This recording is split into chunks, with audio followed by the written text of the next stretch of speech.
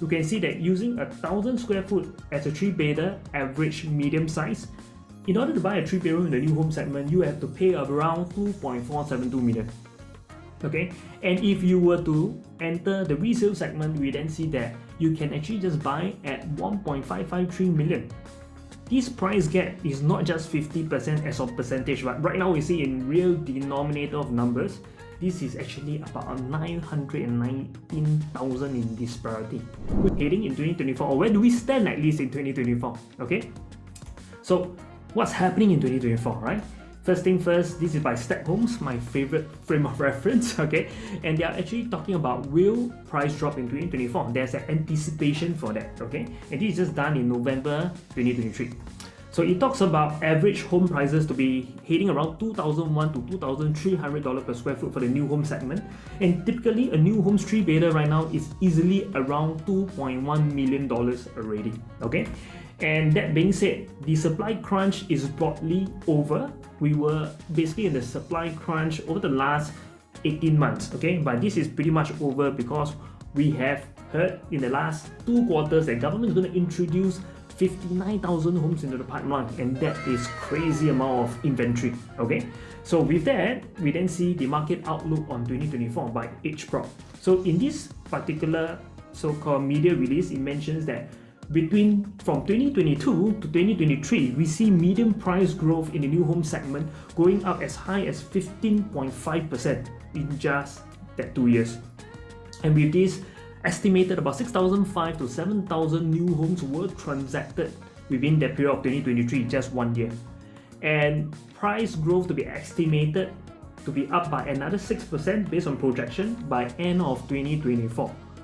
And we didn't talk about resale. Resale homes are estimated to be transacted around 13,000 homes alone in just 2023. And in 2024, we are projected it to be about 14,000 homes. If you have been following me and my works for some time, and also my so-called YouTube channel, you would hear me saying this phrase a lot: transaction volume equals price appreciation. And if you recall this particular concept or so-called fundamentals that I use, you then realize that actually resale has actually hit a double volume transaction compared to new homes in just 2023. Alright, 6,500 against 13,000. So if you follow by that strategy, where would the price growth happening at? Likely the resale, right? So with this instance, we then talk about, is it really true? In new homes, we are having about 40 new homes launching in the next 24 months, and that's how much we are looking at. So price widening gap between new homes and resale, and this is mentioned that the gap continue to widen, and people are actually looking at subsale as the alternative as well, not just these two, okay? And with that, we actually see prices to be as far as 50% in price gap, just new homes and resale, and this is based on the latest data as of 4th quarter 2023. Right. We then talk about another so-called comparison to give you a further illustration of that using a 3-bedder as of quarter 4 2023 illustration.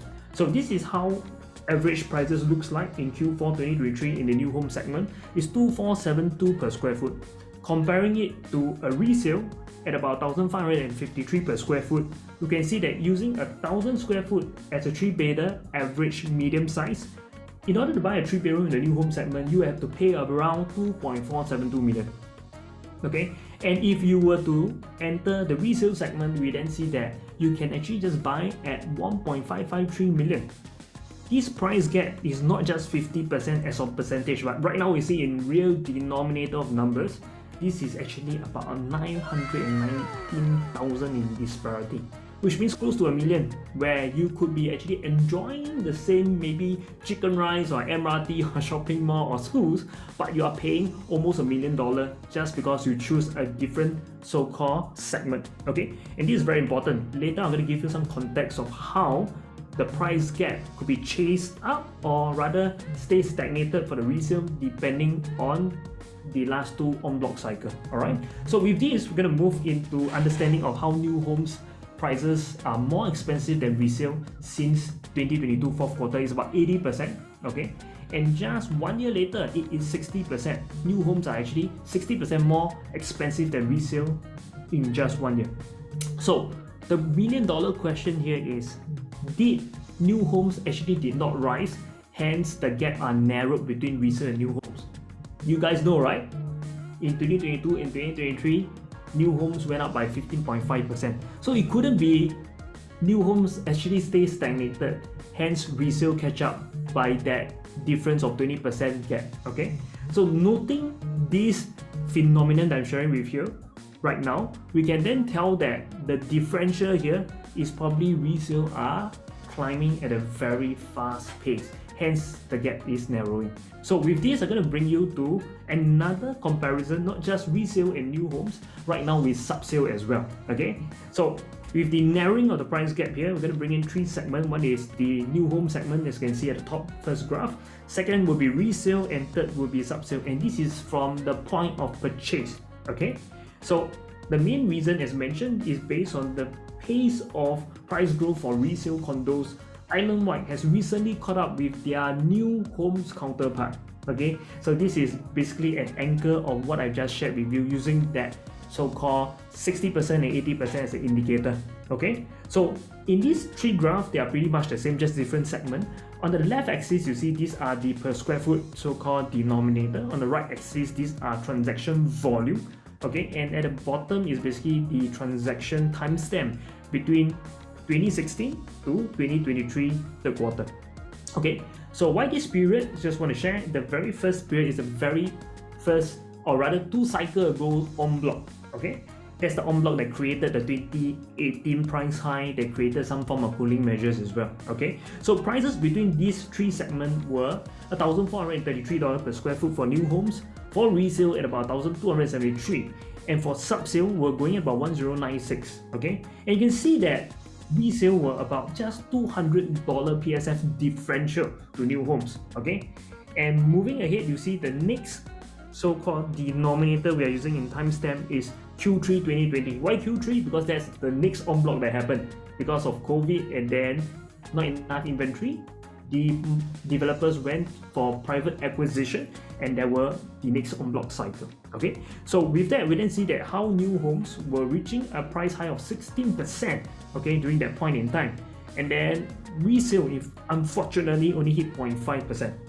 And then the subsale market actually went up surprising by 34%. So those who bought subsale in Q3 2020 actually bought at 34% higher, which is $1,467 per square foot, comparing to the last cycle at $1,096 per square foot. So many people are saying that how come here 0.5? Okay, one of the main reasons is also very clearly that there were an oversupply in the so-called new home segment. So when the new home segment suffer, resale is also suffering as well. Okay, so with that context, we also see that in Q3 2023, new homes actually hit at $2,337 per square foot, resale hit about $1,577, and subsale market actually hit $1,829 per square foot. So with that, this is the normal price point that people are entering right now in different market, and these are the 41 percentage point higher. For resales about 25, for so-called newly TOP homes are also at 25%. So given the last so-called 7 to 8 years, the top beneficiary in this so-called investment game is actually subsale. Alright, if you look at totality, this is 34 plus 25, and this is 0.5 plus 25, right? And this is 41 plus 16. Okay, so in all, basically new homes and subsale pretty much all average the same. But more importantly, right now we know the gap previously was about $200 per square foot between new homes and resale, but right now we are seeing what, $800 per square foot. So should this be the new norm? Alright, so that's the question that many people are asking.